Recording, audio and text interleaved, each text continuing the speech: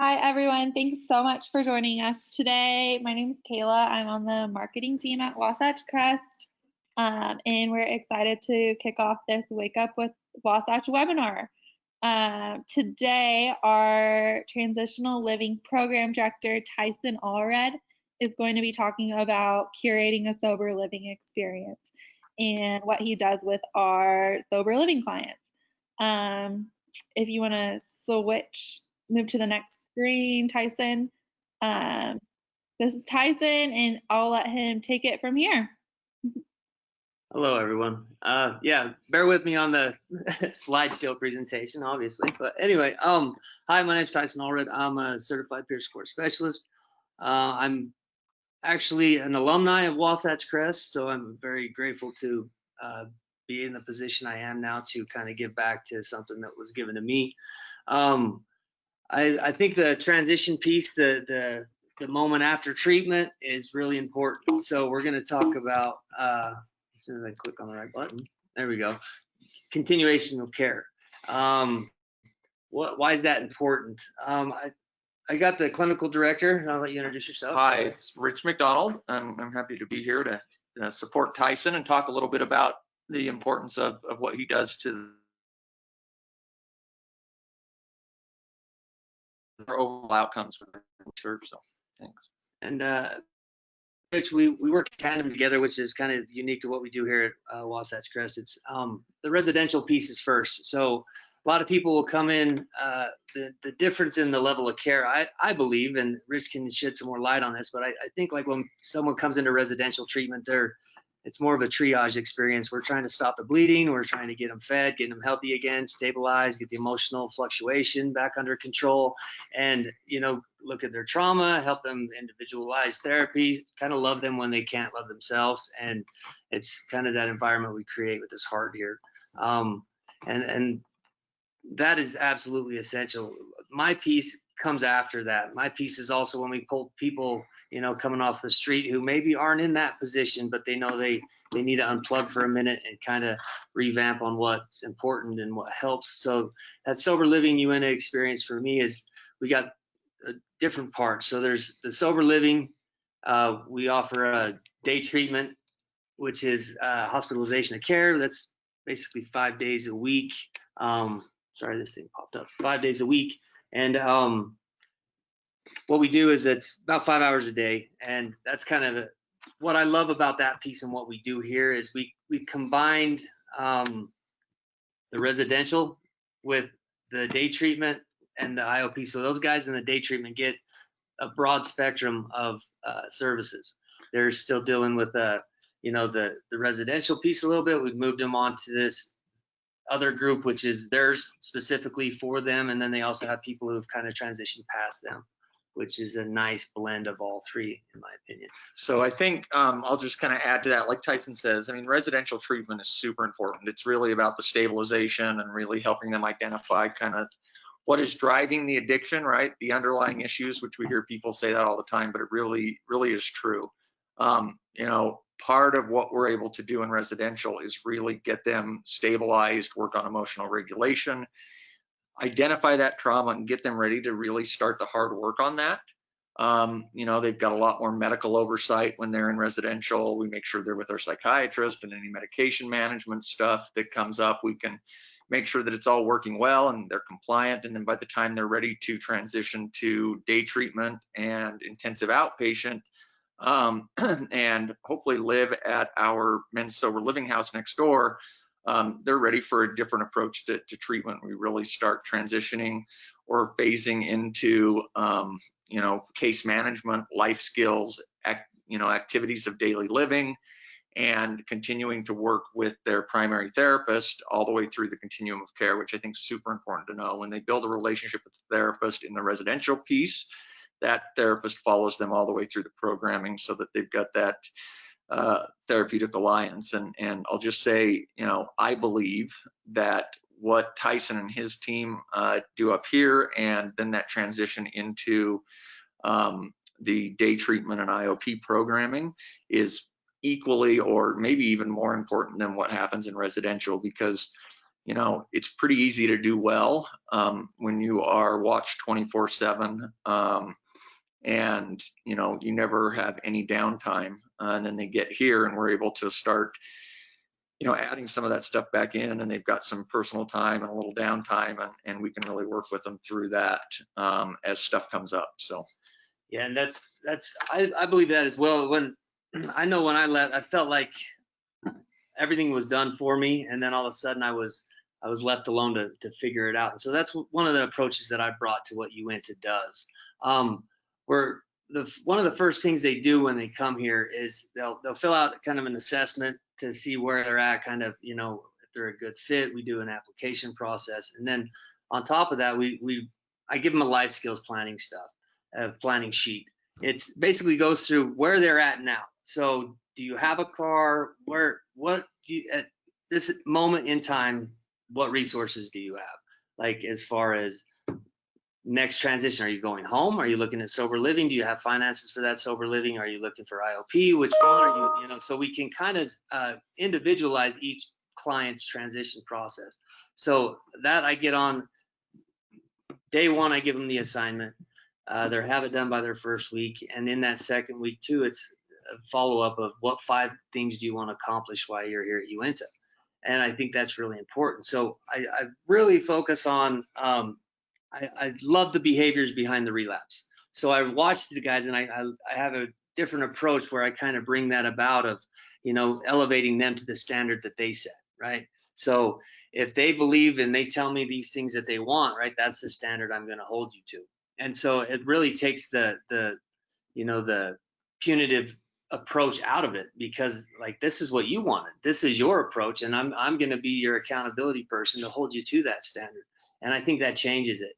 And that structure, accountability, responsibility piece, I have them drop a budget of like their groceries, so they're responsible for that. We hold groups where it's we're working on that life skill transition piece of credit building, resumes, working on relationships with your family, and the big piece, I believe, is building that fellowship and community. It's kind of like immersion therapy. They're dealing with emotional regulation while they're in the house with different walks of life and people that they may not get along with, and some that they will get along with, but they're learning to respond differently, use their words differently, not let these emotions take them out the door or make them run. And I use a kind of a peer accountability piece to where you guys in the house have the power to sway someone's perspective.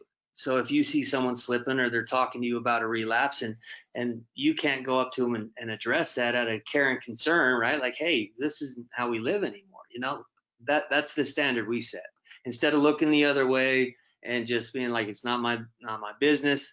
Well, you could have been the one to kept him from leaving if, you know, you just had the courage to address it, not out of the punitive approach to get you in trouble, because we're all going to think those crazy thoughts and you're going to have those bad days, but just that willingness to talk about it. Well, and I think one of the things Tyson does really well is kind of facilitate that therapeutic community in the environment that he's created with the clients. I mean, the clients really do create the environment in his direction. You know, one of the things I think is interesting is to watch people as they start kind of turning over some of that control that they felt like they've had to have, or, you know, probably falsely. But we're dealing with people that are out when they're using drugs and alcohol that have stopped 100%. I mean, they do what they want, when they want, and how they want, right? Like, our society's norms aren't holding them to, they don't follow any of that stuff that we're taught is part of being a good citizen and being part of a community and being a good son, a father, you know, wife, daughter, whatever that looks like, mother, father. All of those things that we let go by the wayside, and we prioritize drinking and drug use and other behaviors above that, and suddenly we're trying to bring them back in and get them back to where, you know, they understand that like structure and accountability help build a beautiful life. And Tyson's does a really good job of kind of getting that back into focus for the clients. I think I love, thank you. It's having those hard conversations with them. You know, it's like, hey, let's question that. Let's look at this. Why is that applicable to you today? And a lot of the times, just that talk therapy, they'll come to their own conclusion that, oh yeah, it was an emotional response. I was believing the wrong thing. And on top of that is that community fellowship piece that we really stress. And, I preach all modalities of recovery because I think the principles are the same, but I really stress these guys have a mentor. One thing that's nice about a 12-step program is they know what that mentorship looks like. We're in there to keep you sober. So, hey, here's just some sponsors or whatnot. But also, like, I've had mentors with guys in fitness programs or business mentors, but it's establishing that relationship and letting your mentor know that, hey, you're actually my mentor. So that has been an essential piece that we add too as part of that. Are you talking to your mentor? Are you life planning that? It keeps the separation from making your family plan all the time for you. They actually have a way to vent about me, people in the house, and it's a nice way for them to get outside neutral advice, kind of that overview of really kind of where they're at with that. What we do at Uinta, like I said, we provide there's the level system we have. So they leave residential or they come in to Uinta. It's about a phase 2 program where they're at. So they're at phase 2, and what that entails is the hospitalization and care 5 days a week. Their scheduling's a little different to where we allow them in the mornings to work on resumes, job interviews. We drive them to job interviews if they schedule it. We give them, instead of letting them dictate and do that, hey, I need to go right now, we have, I need 48 hours to get a driver to get you there, So we make sure that it's not always just running in chaos, but we also want to support and advocate. And that's my biggest role, I believe, is advocating for them. I don't want to be a hindrance in anything in your life. I want to help you, but I'm also not going to do it for you. So we do this level system every week. We come back and we talk about, they have their assignments for the week. They present them to the house. We go through house meeting. We ask what resources they're at. We move them along as well as they're moving along with the clinical team and the groups in their therapy that they're moving forward with, family therapy, different issues. And like I said, with that individualized care, I love that because it's not just a standardized checklist, right? I mean, I don't just have a spreadsheet where it's like, this, and this, because I know in my experience, I was always able to manipulate a checklist. And so it's really kind of focusing on, based on that life planning worksheet we give them first, where are you at? What are we working on? I take that sheet after they filled it out and we narrow that down to the essentials that we have to work on before the transition happens. So we provide food. They have like I said, a grocery list. They make their grocery list. We buy it weekly. They also have a chef that prepares 2 meals. They prepare their own breakfast, and then they prepare a house dinner on Saturday and Tuesday, where the clients give me some ingredients of what they want, and they sit together. There's one guy who's kind of the head chef, and everyone helps facilitate. We kind of just sit down and sounding board how the week is, which kind of helps breed that fellowship and community we're looking for. Individualized therapy, like Rich touched on, they continue with their therapists. They continue with their primary all the way through, and I work in tandem with that while they're doing family groups. I report the life planning sheet to the therapist of what we're working on, what we're planning on, and so I'll attend clinical meetings, and we kind of will sounding board all my clients and their therapy with them, things we need to work on, things that I may have missed, and things that they may have missed, which is a really good mix too. It kind of keeps that smooth flow of what we're trying to do with each client. My staff is essential part of what I do up here. Myself and another staff are certified peer support specialists. We have another one going through the requirements now to become one. They love the clients. They work the night shift and some day shifts. I have one guy who takes appointments on Monday, so they always have someone here to, hey, I need a minute. All my staff is really good. So the support they have here is tremendous. There's always someone on site. There's always someone close at hand to deal with issues that's going on. We understand that not everybody is, when they fall into treatment, is in a financial situation to where they're able to accommodate all the expenses that go along with what we do here. And part of that is I'm willing to, and the staff and Rich and the owner, the whole facility of Wasatch Crest is more than willing to go out on a limb and help anyone we can. But we do look for these 3 components. We want to see their motivation and their willingness and their commitment. and also that they're actually not just not wanting to put skin in the game, but that they actually need some type of help and support. And what we do with that is we'll ask them, so what are you going to do for your community up here in Wasatch? What are you willing to do in the Uinta program? And we have them fill out this application process that, you know, they have them write a page on why they want to come to Uinta, what's their motivation for coming here. I'll sit down and I'll do an interview with them and kind of see where they're at. And also, if I was lucky enough to have them through residential as well, I've kind of seen how they've carried themselves for the past 30, 60 days, however long they were there, which is kind of nice because I get to keep a feel for who's interested and who's motivated and who's really trying to put in the effort to change their life. And we'll go to bat for them. And so that's that hardship piece that I think is awesome that we offer up here. Right. Well, and I think, you know, the thing that we struggle with is we if we could, we'd obviously love to see every single person come up here, but we've done a good job, I think, of building a formalized and a scholarship program and some real parameters around that so that we can try and get as many people through here as possible. And so it's good. Tyson does a really good job with that as well. So goals for discharge. I think we touched on this when they leave residential. It's the same when we leave here. I'll have some guys who come in are extremely motivated, and I look at it like you want to slingshot someone out of here on that momentum upswing. If you hold a guy too long, they'll stagnate. It's funny, you can almost see the downslide. They get resentful, and all of a sudden they're superior than treatment, which is also actually a good therapeutic tool to learn that that's what you're going to do at home too. But it's kind of nice to get those guys that are motivated and slingshot them back, where they're a little scared, a little apprehensive, but we have all of these things in place for them. And that's what my primary focus is from day one, right? I get you acclimated. I do the little orientation week.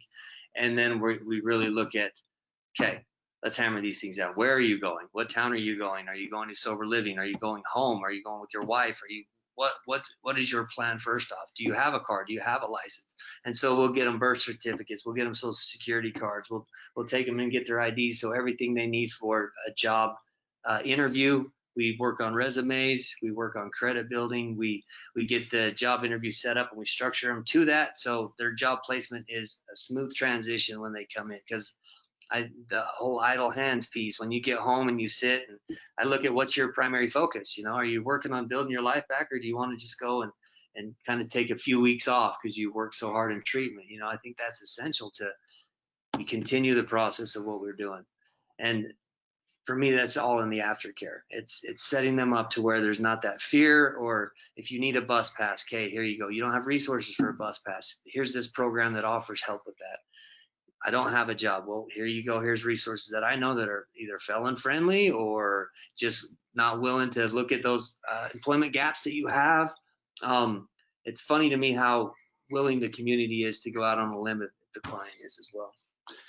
Yeah, it's been one of the things that's been really nice to see is there are a lot of programs out there, you know, and we're lucky to live close to Salt Lake County, Park City, Provo, and all of those counties actually have programs where they will help to get a client, man or woman, set up with the first month's rent and part of the deposit. I mean, there's so many social programs out there, but knowing how to navigate that has been, I think, one of the difficult part for a lot of people. But Tyson, being aware of some of that stuff from his career he had previous to coming to Wasatch with another treatment program, has been really helpful. There are a lot of social resources that we just need to help our clients access, and they can get off on the right foot. You know, the worst thing for us is to send somebody out in a situation where they don't have a safe place to live and a good game plan. And a lot of times it's just a matter of knowing where to go and how to get them the help they need. One of the parts that, you know, I was thinking as we were preparing for this webinar is I can't think of a single client that we've actually sent out that didn't have a solid, safe place to live. There is a lot of resources again, and getting them there is huge. think, you know, the other piece is just making sure they're ready and understand what that looks like.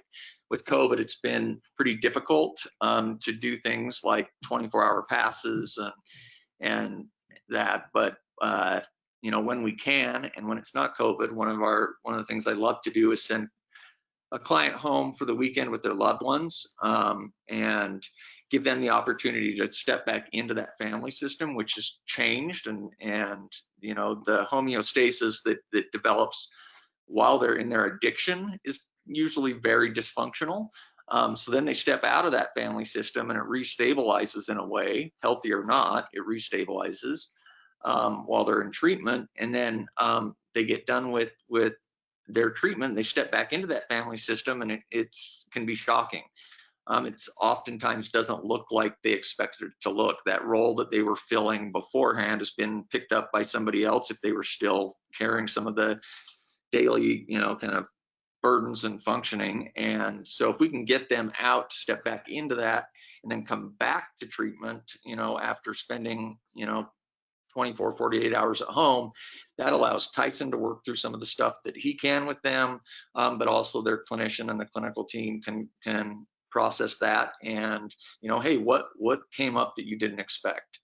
You know, how can we prepare for that moving forward? And I think it's being super thoughtful about what are they stepping back into? What does that look like? And, you know, when we're able to do that, it makes a big difference. I agree. I think there's a couple of points I wanted to touch on, like that. Sending them home, I think, is one of the best things that I love to do, because they have this conception of how it's going to be, right? This big homecoming and the marching band parade and stuff, and it's not the reality. And so getting them to come back and realize, okay, these are, and also having enough communication, respect, and with me and the clients that they're willing to talk about that stuff to me. So I send them home and I want them to know, like, if you get in trouble, if you make some bad decisions, if things go bad, I will come and get you. We will be there. And that to me is, say you make you know, 5 bad choices. You went somewhere that wasn't on your planning list. You did this, you did that, but you're willing enough to call me and say, hey, I screwed up. Come get me. And to me, that's it. You are going to mess up, but how quickly are you going to do something sooner? You know, and hopefully it doesn't have to get so far down the chain to where you feel like, oh, I can't call, I'm going to be in trouble, and then I go and relapse anyway.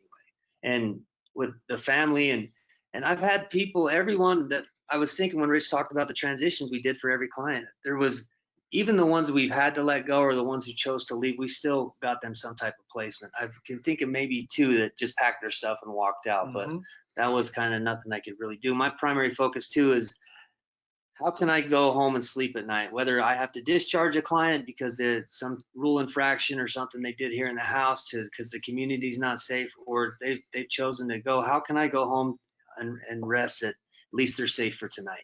And that's really how the clinical team works in all of Wasatch Crest in general. Is that's our focus. How can we discharge somebody the best means possible for an outcome of success? Yeah, so that was kind of a lot. There's much more that we do, but I love what I do. I love my job of working with the guys. I love that more than anything, more than all the paperwork, and it's the one-on-one conversations of sharing my experience and helping them navigate theirs. So, well, yeah, thanks, Tyson. That was really good. And I'll just add, you know, it's a huge part of that continuum of care is this structured living environment, helping them build out their lives. And right now, Wasatch Crest has a men's house, which, if you're familiar with Utah, so Wasatch Crest is the Wasatch mountain range that we are looking at right now. And then there's the Uinta Mountains. And so we call this house the Uinta House. Yeah. But we are currently hoping to have a women's recovery residence or sober living early 2021.